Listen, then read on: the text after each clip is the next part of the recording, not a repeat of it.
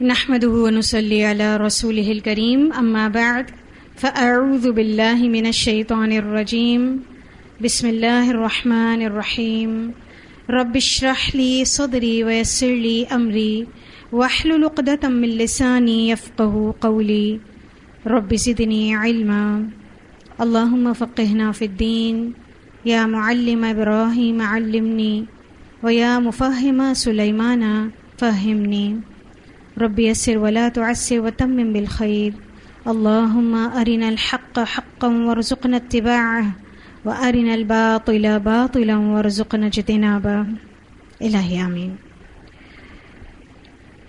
جی ہم پڑھ رہے تھے استخراج و اجتہاد فقہا۔ بات ہماری کچھ مکمل بھی ہوئی تھی اور کچھ اس کو ہمیں اور مزید مکمل کرنا تھا، تو ہم نے پیج نمبر 64 پر پہلے پیراگراف تک اس کو مکمل کر لیا تھا، اور اس کے بعد والا سیکنڈ پیراگراف میں نے آپ کو پڑھایا تو تھا، لیکن اس کو آج دوبارہ پڑھیں گے تاکہ ہم اس کو کنیکٹ کر سکیں پچھلی کلاس سے بھی اور آگے جو ہمیں پڑھنا ہے اس سے بھی انشاءاللہ۔ ہم نے اس ٹاپک میں یہ دیکھا تھا کہ مختلف مجتہدین اور فقہا کے استخراج اگر ایک مسلک سے ہیں تب بھی استاد اور شاگرد کے مابین بھی اختلاف ہوا اور شاگرد کے درمیان بھی اختلاف ہوا، لیکن یہ اختلاف کبھی بھی دشمنی میں، بے ادبی میں، گستاخی میں شمار نہیں کیا گیا۔ اور یہاں سے سب سے امپورٹنٹ چیز یہ بھی ہم نے سیکھی تھی کہ تقلید کا درس نہیں دیا کرتے تھے اس وقت کے جتنے بھی فقہا اور مجتہدین تھے۔ آزادی رائے اس طرح ہوا کرتی تھی کہ اگر کسی مجتہد کو قرآن و سنت کے ذریعے اگر کوئی دلیل ملتی ہے اور وہ اپنے استاد کو یا اپنے ساتھی کو بتا سکتا ہے تو اس کو یہ آزادی اس کے استاد نے بھی دی تھی، آپس میں بھی اور استاد اور شاگرد کے درمیان بھی۔ اور بہت ادب کے ساتھ، یہ تو ایک تقاضا ہے ہی ہر ایک طالب علم کا کہ جب بھی وہ اپنے استاد سے بات کرنے لگے یا اپنے ساتھی سے بھی بات کرے تو اس کو ادب اور آداب کا لحاظ رکھنا ہے۔ یہ چیز ہم پڑھ رہے تھے۔ تو یہ والا جو پیراگراف ہے احادیث، آیات و احادیث کے فہم سے، یہاں سے ہم انشاءاللہ شروع کریں گے۔ پیج نمبر 64 فقہ اسلامی۔ آیات و احادیث کے فہم و اختلاف کو تو ہم نے پڑھ ہی لیا، اور فقہ کرام کی اجتہادی اختلافات رائے کو بھی ہم نے پڑھا تھا۔ ان مسائل کی وضاحت میں علماء و فقہا متن قرآن و متن حدیث میں الفاظ کی وضاحت، یعنی جتنے بھی مسائل ہیں ان کی وضاحت میں علماء اور فقہا قرآنک ٹیکسٹ اور احادیث کے ٹیکسٹ کے جو الفاظ ہیں ان کی ڈسکرپشن، ان کی ڈیٹیلز، ان کے معانی یعنی ان کے جتنے بھی مفہوم الفاظ سے نکلتے ہیں، آیت سے نکلتے ہیں، سورت سے نکلتے ہیں، شان نزول کے ذریعے نکلتے ہیں، اس کے علاوہ ایک اور علم ناسخ و منسوخ اس کے ذریعے سے جو معانی نکلتے ہیں وہ سارے، اس کے علاوہ اخذ شدہ نتائج کہ یہ آیت آخر کس نتیجے پر پہنچاتی ہے، یہ حکم آخر کار ہمیں کس نتیجے پر پہنچاتا ہے، یہ حدیث ہمیں کس نتیجے پر پہنچاتی ہے، یہ ساری چیزیں، اور مزید جتنے بھی مسائل کا انکشاف ہوتا ہے یا مسائل کا حل ہوتا ہے جب پیش فرماتے ہیں، تو یہ ساری چیزیں قرآنک اور احادیث ٹیکسٹ کے علاوہ جتنی بھی چیزیں ہیں علماء اور مجتہدین نے بیان کی وہ سب کس میں آ جاتی ہیں؟ فروعات میں آ جاتی ہیں۔ اصول کیا ہیں؟ قرآن اور حدیث، اصل تنا، باقی سب کیا ہے؟ فروعات ہیں، شاخیں ہیں۔ شاخیں پتہ ہے نا، برانچز، ایک درخت آپ نے دیکھا ہوگا، جڑ ہوتی ہے زمین کے اندر، پھر ایک تنا ہوتا ہے جو ہمیں نظر آتا ہے بہت مضبوط، مستقیم، سیدھا، جس پر بہت سارے برانچز، فروعات کھڑی ہوتی ہیں، پھر اس پہ پھل ہوتے ہیں، سب کا وزن وہ اکیلا تنا برداشت کرتا ہے۔ کیوں؟ کیونکہ وہ اصل ہوتا ہے۔ تو یہاں اسی کی بات کی جا رہی ہے۔ یہ تمام فروعات جو حنفی، شافعی، حنبلی اور مالکی فقہ سبھی میں ملتی ہیں۔ تو یہ آپ کو کلیئر ہے یہ پیراگراف؟ جی چلیے، اب فرع کو یہ بیان کرتے ہیں۔ فرع شاخ کو کہتے ہیں جو تنے سے برآمد ہوتی ہے، تنے سے ہی نکلتی ہے، یہ یاد رکھنی ہے آپ کو بات، فرع تنے سے ہی برآمد ہوتی ہے۔ گویا قرآن و حدیث اصل اور ان سے نکلے ہوئے مسائل فروعات ہیں، کیونکہ اللہ پاک ایک ہی کتاب میں آپ دیکھیں یہ معجزہ ہے کہ یہ ایک ایسی کتاب ہے آپ کو اپنی زندگی کے جملہ معاملات کا مسائل کا حل بیان کرتی ہے. ایسی جامع کوئی دنیا کی کتاب کسی کی اوقات ہی نہیں کہ لکھ سکے، کسی کی اتنی حیثیت نہیں کہ وہ لکھ سکے، اور وہ اتنے سالوں تک معیار زندگی بھی ہو اور قائم و دائم رہے اسی طرح. تو یہ صرف اور صرف اللہ کا کلام ہے، اور اللہ تعالیٰ نے جو اپنے رسول صلی اللہ علیہ وسلم کو ان کے الفاظ کے ذریعے میں سکھایا، یہ صرف اللہ کا معجزہ ہے سراسر. اس کے آگے انسان عاجز ہے. تو فقہ اسلامی میں ان کی بہت اہمیت ہے، یعنی فروعات کی بہت اہمیت ہے کہ اللہ تعالیٰ نے فقیہ اور مجتہد کو جو حکمت عطا فرمائی ہوتی ہے وہ اس آیت کے ذریعے اخذ کرتے ہیں اور عوام الناس کی اصلاح فرماتے ہیں، ان کی تربیت کرتے ہیں. ان کی ابتدا دور رسالت سے ہو گئی تھی جو بدستور جاری و ساری ہے. صحابہ کرام نے فروعات کا فہم آپ صلی اللہ علیہ وسلم ہی سے سیکھا تھا، مگر ان کا دور واجب، مسنون، مستحب اور مکروہ وغیرہ کی اصطلاحات سے مبرہ تھا، خالی تھا، واقف ہی نہیں تھے، ان ساری چیزوں سے نا واقف تھے. کیونکہ ان کے لیے صرف یہی کافی تھا کہ آپ صلی اللہ علیہ وسلم نے فرمایا کرو، تو ان کا مقصد حیات کیا تھا؟ وہ کام کرنا ہے، ہر حال میں کرنا ہے. کیوں، کیا، کب، کیسے، یہ سوالات ان کے ذہنوں میں نہیں آتے تھے. آپ صلی اللہ علیہ وسلم نے ایک کام سے منع فرما دیا، یہ ان کا مقصد حیات بن گیا کہ اب یہ کام ہمیں کرنا ہی نہیں ہے مرتے دم تک. کیوں، کیا، کب، کیسے، کس طرح، یہ نہیں ہو سکتا، یہ سارے سوالات ان کے ذہنوں میں کبھی آئے ہی نہیں. بعد کے ادوار میں تفریع اور استنباط، تفریع فروع سازی کو کہتے ہیں. یہ فروع شاخیں یعنی مختلف مسائل کو اخذ کرنا، مسائل کو نکالنا تفریع کہلاتا ہے.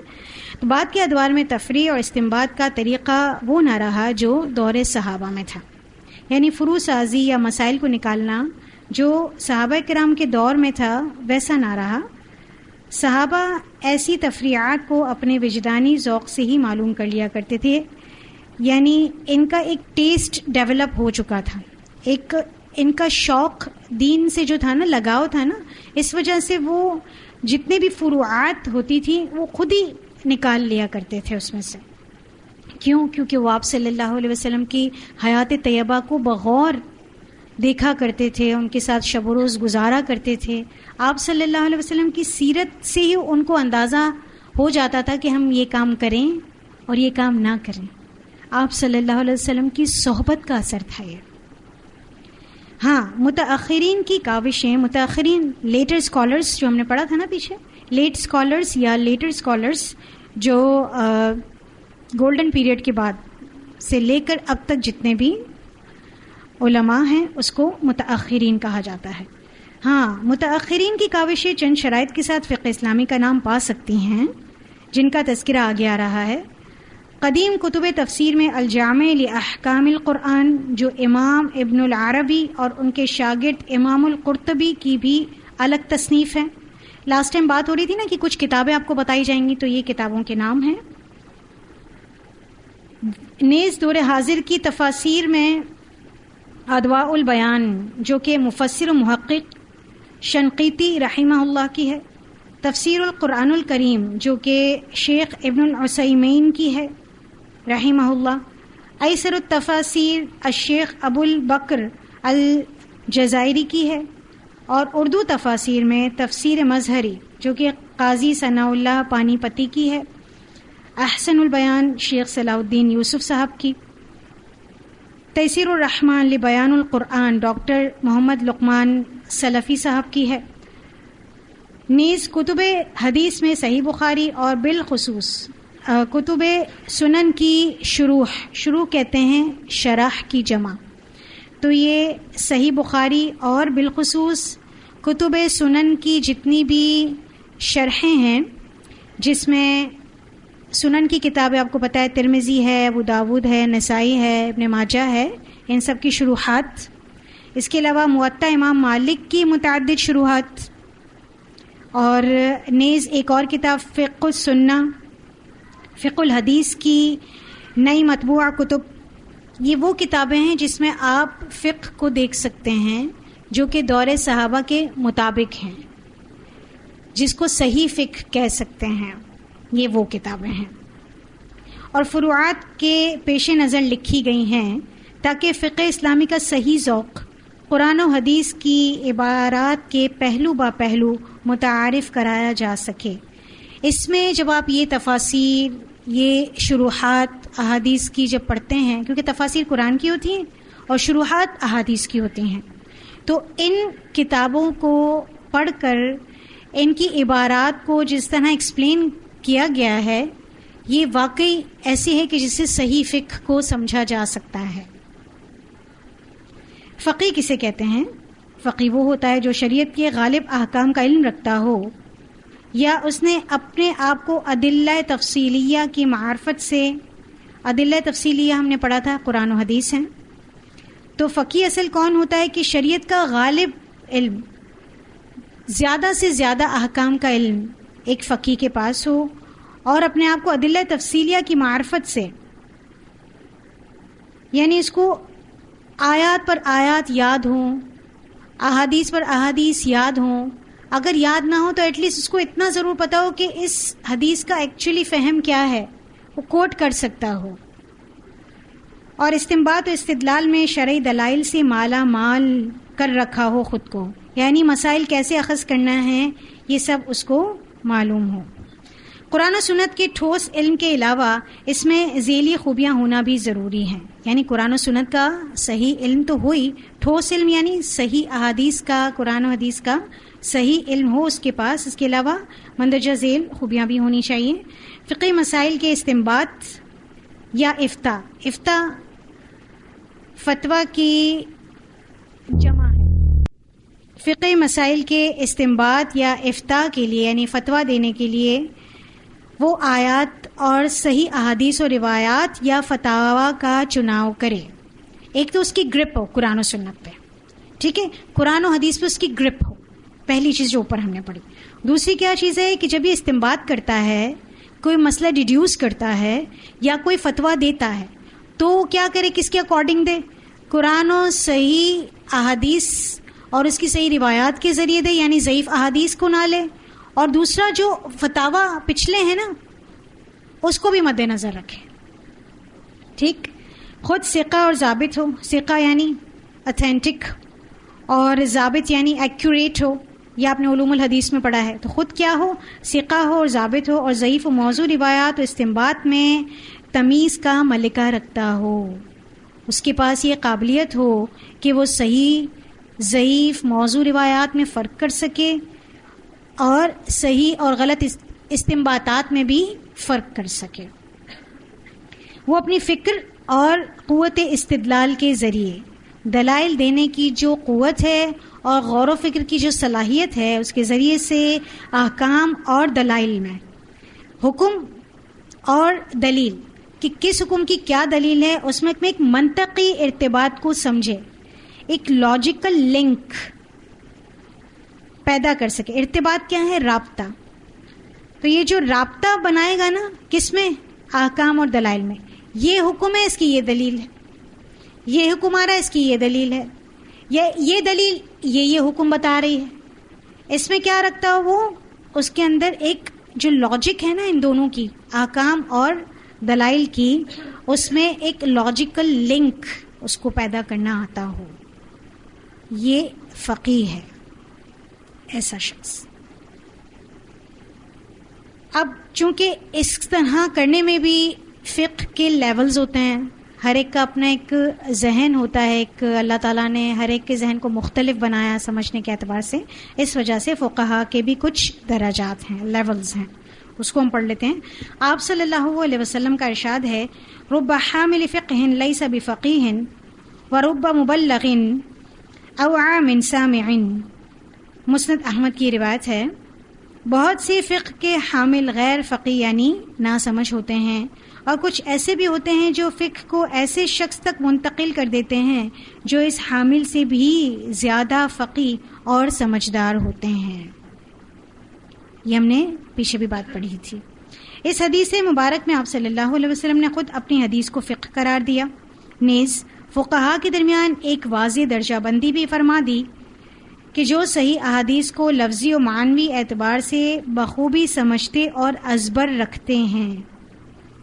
یعنی آپ صلی اللہ علیہ وسلم نے ایک واضح درجہ بندی، ان کی گریڈز بھی بتا دیے، لیولز بھی بتا دیے کہ کس طرح لیول ہوں گے کہ جو صحیح احادیث کو لفظی اور معنوی اعتبار سے جتنا زیادہ سمجھنے والا ہوگا اتنا زیادہ لیول کا فقیہ ہوگا، جتنا زیادہ ازبر کرنے والا ہوگا اتنا زیادہ درجے کا فقیہ ہوگا، اور اپنی فقہ و اجتہاد کا انہیں ہی سہارا بناتے ہیں، یعنی صحیح دلائل کو ہی سہارا بناتے ہیں. وہی فقہ اسلامی کے اعلیٰ درجے کے فقیہ ہیں. کون؟ جو قرآن اور حدیث سے دلائل کو لاتے ہیں اور استنباط اور اجتہاد اور استخراج کرتے ہیں. مگر جو فہم حدیث میں کوتاہ ہیں، نہ سمجھ ہیں، ان کو فہم حاصل نہیں ہوا حدیث کا، وہ دعوے کے باوجود بھی فقیہ کہلانے کے مستحق نہیں ہیں، کیونکہ یہ لوگ احادیث پر اپنی عقل مسلط کرتے ہیں. حدیث سے انہوں نے صحیح بات نہیں سمجھی اور جو غلط بات سمجھی اس کو پرائیورٹی دی، تو وہ صحیح بات ان کو کس نے سمجھائی؟ عقل نے سمجھائی. تو صحیح حدیث کے مقابلے میں ان کے پاس کیا آ گئی؟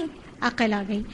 تو وہی کیونکہ یہ لوگ احادیث پر اپنی عقل مسلط کرتے ہیں اور ضعیف و موضوع احادیث کا سہارا لے کر فقہی مسائل کا استنباط کرتے ہیں اور صحیح احادیث کو اہمیت نہیں دیتے. یہ انتہائی کم درجے کے فقیہ ہیں. یہ کم درجے کا فقیہ کون ہے؟ جو ضعیف اور موضوع روایات کو ترجیح دیتا ہے اور صحیح احادیث کو ترک کر دیتا ہے.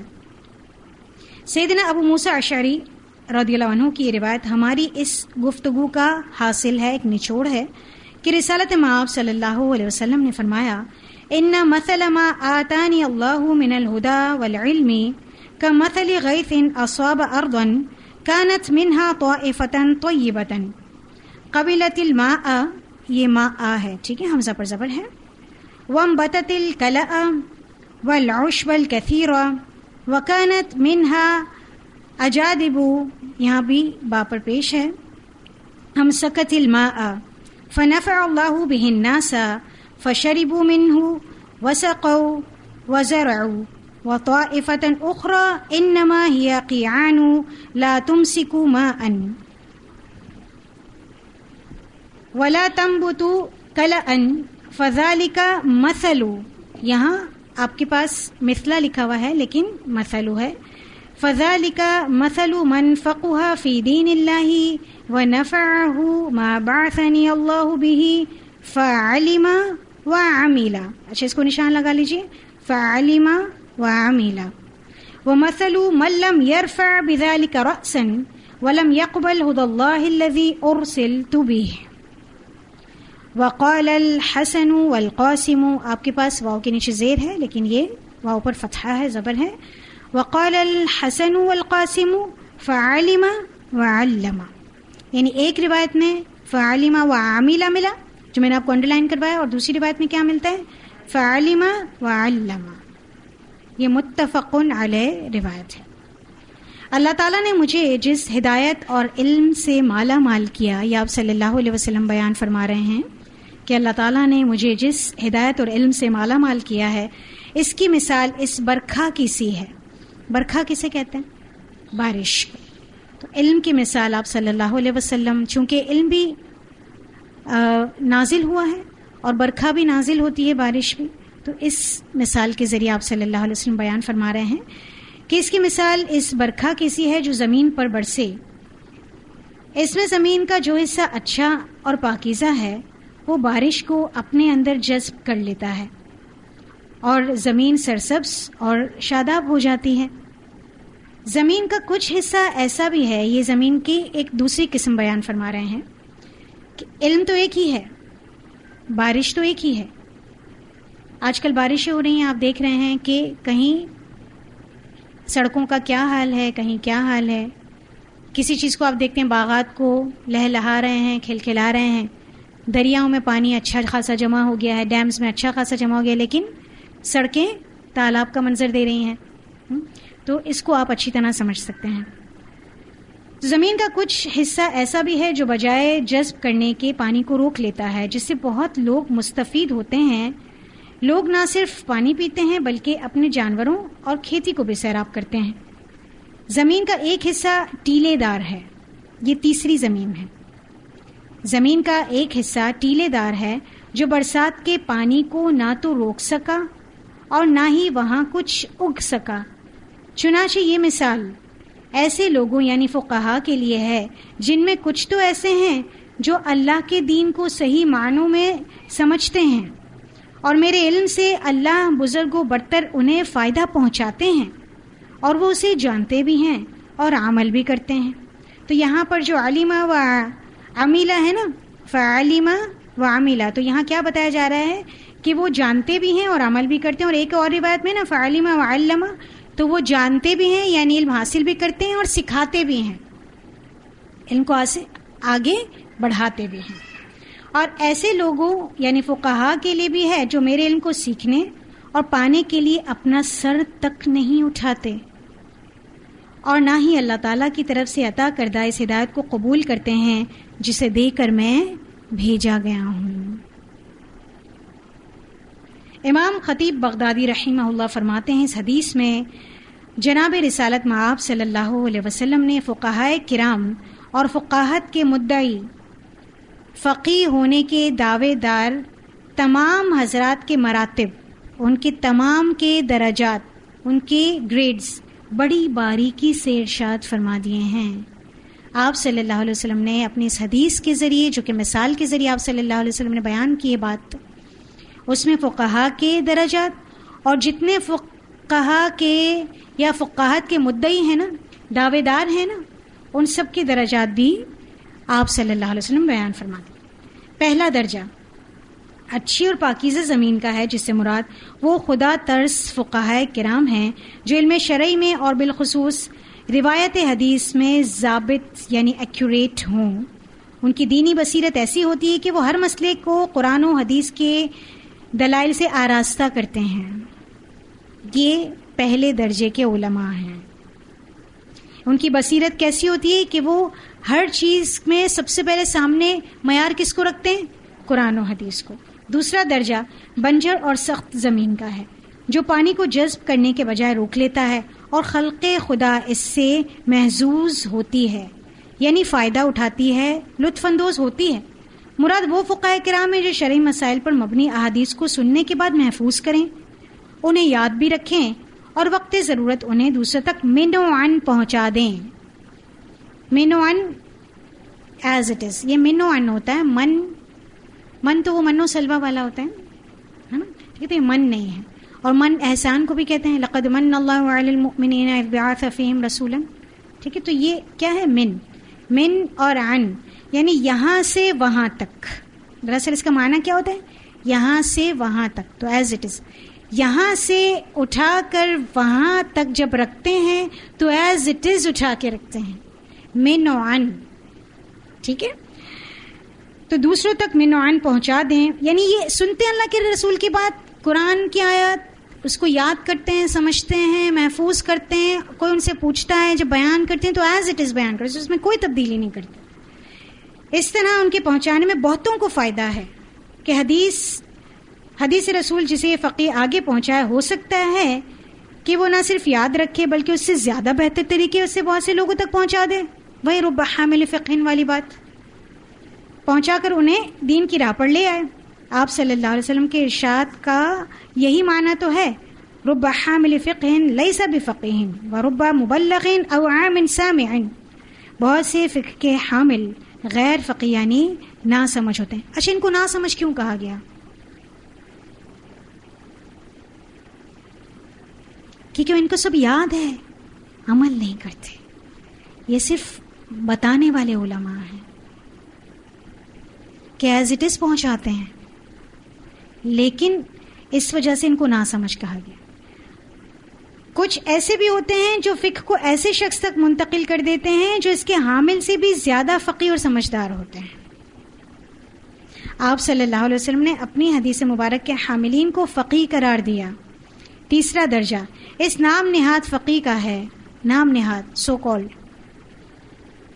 جو حدیث تو سنے مگر سن کر نہ اسے یاد رکھ سکے اور نہ ہی اسے ضبط کر سکے اور نہ ہی اس کے مطابق مسئلہ بتا سکے. غور کرنے کی ضرورت ہے کہ ہم کس میں آتے ہیں. وہ نہ پاکیزہ زمین کی طرح ہے اور نہ ہی بنجر زمین کی مانند، بلکہ وہ تو ہر خیر سے محروم ہے. ایسے شخص کی مثال ٹیلے جیسی ہے جہاں گھاس اگتا ہے اور نہ ہی پانی رکتا ہے. اللہ سبحانہ و تعالیٰ نے سچ فرمایا، هل يستوي الذين يعلمون والذين لا يعلمون، کیا علم والے اور لا علم لوگ برابر ہو سکتے ہیں؟ سورہ زمر کی آیت نمبر 9. کیا ہوگا اس کا جواب؟ نہیں، علم والا اور جاہل برابر نہیں ہو سکتے. اسی طرح ایک اور جگہ ارشاد فرماتے ہیں اللہ سبحانہ و تعالیٰ، فَمَن يَعْلَمُ أَنَّمَا أُنزِلَ إِلَيْكَ مِن رَّبِّكَ الْحَقُّ كَمَنْ هُوَ أَعْمَى، کیا بھلا جو یہ علم رکھتا ہے کہ جو کچھ آپ پر نازل کیا گیا وہ حق اور سچ ہے، وہ اس شخص کی مانند ہو سکتا ہے جو اندھا ہو؟